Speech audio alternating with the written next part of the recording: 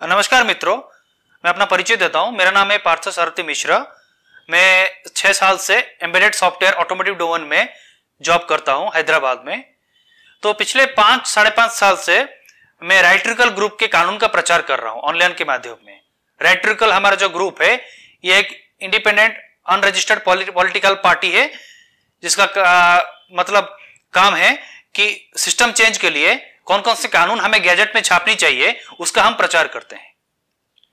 तो दोस्तों, आज यदि आप देखोगे तो हर एक नागरिक जिसकी तनख्वाह है वो टैक्स पे करता है और उसी टैक्स के पैसे से सरकारी कर्मचारियों को तनख्वाह मिलती है।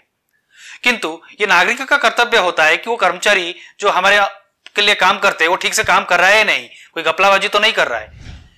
किंतु अभी वर्तमान स्थिति में नागरिक के पास कोई ऐसा माध्यम नहीं है कि वो उनके डेटा को ट्रैक कर सके, क्योंकि कौन से कर्मचारी ने क्या क्या काम किया, कितने बिल काटे, कौन कौन से चेक मतलब क्लियर किए, वो सब डाटा पब्लिकली अवेलेबल नहीं है। इसलिए अभी यदि कार्यकर्ता या जनता कुछ किसी भी एमपी एमएलए या कोई भी अन्य कर्मचारी के ऊपर कुछ डेटा कलेक्ट करना चाहे तो इतना आसान नहीं है। अभी एक ही उपाय है, आरटीआई फाइल करना। आरटीआई तो दोस्तों आप जानते हैं कोई जरूर नहीं है, आपका केस हो सकता है आप आरटीआई फाइल करें, कल गवर्नमेंट आपको कोई रिप्लाई ना दे या आपका वो जो आरटीआई एप्लीकेशन उसका रफा दफा भी कर दे, क्योंकि वो तो निर्भर करता है ना इंफॉर्मेशन कमीशन के ऊपर, और ministry of information he corrupt है तो आप आरटीआई पे आप कितना भरोसा कर सकें। इसलिए आरटीआई इतनी प्रोडक्टिव वे नहीं है अभी के हिसाब से।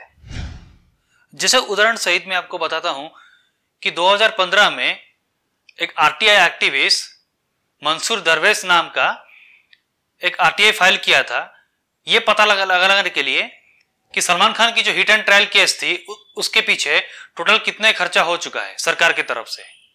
तो आरटीआई से जवाब आया कि अधिकतर या सारे फाइलें जो वो पहले से जला दी गई है और वो इंफॉर्मेशन पब्लिकली अवेलेबल नहीं है। अब इस प्रकार आप आरटीआई के ऊपर कैसे भरोसा कर सकते हैं?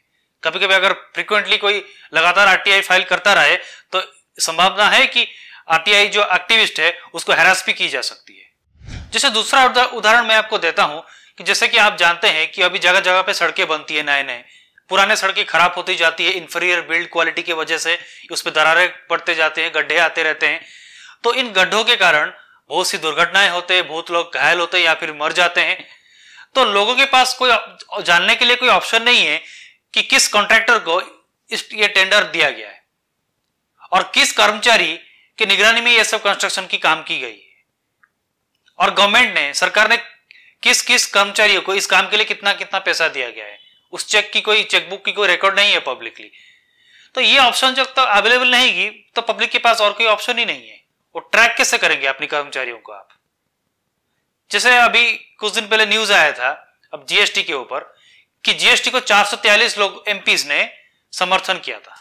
आप खुद ही देख लो। अब आप बताओ उन 443 एमपीओ का नाम कहीं पे अवेलेबल है? आप जान सकते हो। तो जब तक मुझे नहीं पता कि मेरे अपनी इलाका के एमपी ने जीएसटी का समर्थन किया है या विरोध किया है या फलाना बिल का समर्थन किया है या विरोध किया है, तो मैं कैसे उसको जानूंगा कि ये अच्छा काम कर रहा है या बुरा काम कर रहा है? तो इसीलिए ये ऑप्शन नहीं है पब्लिकली, तो बहुत सारे लोगों के पास और कोई चारा नहीं है सिवाय अंधभक्त बनने के। किंतु सारे कंट्रीज में ऐसा नहीं है। बहुत सारे कंट्रीज में, जैसे यूएस में आप देख लो, निब्रास्का एक सिटी है, या तो टेक्सास में आप देख लो, वहां पे बहुत सारे जो बिल किन किन उनके एमपीस ने सपोर्ट किया वो पब्लिकली अवेलेबल है। आप खुद जाके टेक्सास की मैंने जो वेबसाइट की लिंक्स आपको दी है वहां पे आप खुद देख लो, ये पब्लिकली अवेलेबल है। तो वहां के सिटीजन के पास पावर है कि वो उनको निकाल सकते हैं अगर वो ठीक से काम नहीं करे, क्योंकि उनकी काम की सारे रिकॉर्ड पब्लिकली अवेलेबल है, जो कि इंडिया में नहीं है। तो अब बात आती है कि इसका सॉल्यूशन क्या है, समाधान क्या है? एक शॉर्ट टर्म सॉल्यूशन यह है कि सरकार को इस प्रकार की वेबसाइट बनानी चाहिए जहां पे जिस जिस काम के लिए जिस जिस ठेकेदारों को नियुक्त किया गया उन सबके नाम और उनको कितने कितने पैसे गए, अफोर्ड किए गए, और उन्होंने भी काम करके कितने पैसे उनमें से यूज किए गए, वो सारे डिटेल पब्लिक में अवेलेबल हो। अभी फिलहाल ऐसी कोई वेबसाइट नहीं है जिससे मैंने आपको कहा। तो एक बार डेटा पब्लिकली अवेलेबल हो ओपनली, करोड़ों करोड़ों लोग उसे देख सकते हैं, जो चाहे उसको डाउनलोड कर सकता है, तब उसमें धांधली करना इतना इजी नहीं है, ऑलमोस्ट जीरो के बराबर है। अगर ये डेटा पब्लिकली अवेलेबल हो तो जनता को मतलब भीख नहीं मांगना पड़ेगा आरटीआई के थ्रू। मेरे हिसाब से आरटीआई एक प्रकार का भिक्षा पात्र है, हमको मांगना पड़ता है कि बताओ आपके लोग काम कर रहे हैं कि नहीं। एक बार ओपनली अवेलेबल होता तो आरटीआई जैसे बकवास कानून की कोई जरूरत नहीं पड़ेगी। अभी अगर मान लो गवर्नमेंट तो खुद के अंदर रिकॉर्ड रखते हैं, अपने पब्लिकली नहीं रखते, तो अगर वो कितने रखते हैं कितने डिस्ट्रॉय करते हैं हमारे पास कोई ऑप्शन नहीं है जानने का। एक बार वो पब्लिकली अवेलेबल हो, अगर विजिबल हो, तो उसको कोई डिस्ट्रॉय नहीं कर सकता। और जो डिमांड करने वाला जो नागरिक भी हो उसको गुंडे मवाले भी परेशान नहीं कर सकते, क्योंकि जानते हैं कि सबको ओपनली अवेलेबल है, तो क्रिमिनल्स तो फ्री में काम नहीं करते हैं, तो उनको इन्फ्लुएंस नहीं किया जा सकता। और इसमें डेमोक्रेसी की स्ट्रेंथ और बढ़ती है। जैसे फॉर एग्जांपल मैं आपको बताता हूं कि जैसे ओहियो की आप वेबसाइट देख लो, ओहियो में पूरी चेकबुक्स की सारे जो लिस्ट है लोकेशन वाइज आप सर्च करके देख सकते हैं, ओपनली पब्लिकली अवेलेबल है। तो वहां के जो कॉन्ट्रैक्टर्स है उनमें धांधली करने की चांसेस ऑलमोस्ट जीरो है। तो ऐसी वेबसाइट इंडिया में भी बननी चाहिए, तो तब जाके इस प्रॉब्लम की शॉर्ट टर्म सोल्यूशन आएगी। तो अब सवाल आता है कि कार्यकर्ता को, जैसे मेरे जैसे कार्यकर्ता को, एक्टिविस्ट को क्या करनी चाहिए इस सिस्टम को इंप्लीमेंट करने के लिए। देखो मैं कुछ 4-5 स्टेप्स बताऊंगा। सबसे पहला है जो कि सबसे ज्यादा एक्टिविस्ट कर सकते हैं, वो है paper verification via voter ID. क्योंकि कार्यकर्ता को अपने डिस्ट्रिक्ट के अंदर या अपने सिटी के अंदर एक्टिविज्म चलाना ज्यादा आसान होता है, ना कि अपने डिस्ट्रिक्ट से बाहर की या नेशनल लेवल पे। तो कार्यकर्ता एक ऐसा पेपर सपोर्ट फॉर्मेट बना सकते हैं जहां पे हर एक सिटीजन अपने नाम के थ्रू और वोटर आईडी नंबर थ्रू अपना सपोर्ट वहां पे थ्रू एड्रेस पेश करेगा। और ऐसे सारे पेपर एक एक एक्टिविस्ट एक एक सिटीजन से कलेक्ट करेंगे और फाइनली उसको स्कैन करके इंटरनेट में पब्लिकली दिखाएंगे। कोई भी, जैसे क्या रोड के इशू अगर आप देखेंगे तो रोड में कौन कौन सी बिडिंग हुई थी, सारे कॉन्ट्रैक्टर्स के नाम और सारे चेकबुक्स जो मतलब दी गई थी ट्रांजैक्शंस की, और ज्यादा डिटेल सर्च भी डाल सकते हैं, जैसे लोकेशन, उस पर्टिकुलर हाउस की लोकेशन कहां पे और कॉन्ट्रैक्टर्स की अपनी पर्सनल डिटेल, वो सारे डिटेल को अपनी जो सिटी के कमिश्नर है उनको मतलब रिक्वेस्ट की जा सकती है, एक सिटीजन कर सकता है, जो कि एक्टिविस्ट उसके थ्रू करवाएंगे कि सारे डिटेल्स को आप पब्लिकली रखिए। तो उसको हर एक सिटीजन अपना डिटेल फिलअप करेगा, अपना सपोर्ट देगा वाया वोटर आईडी, फिर एक्टिविस्ट क्या उस डॉक्यूमेंट को लेके उसको स्कैन करके इंटरनेट में डालेगा। तो ये एक सबसे इजी काम है जो मैक्सिमम एक्टिविस्ट कर सकते हैं। अगर कुछ सिटीजन है तो इंडिविजुअली भी वो कॉल करके एसएमएस द्वारा अपने म्युनिसिपल कमीशन को फॉर एग्जांपल ये डिमांड लाने की मांग कर सकते हैं, ये सिस्टम इंप्लीमेंट करने की मांग कर सकते हैं।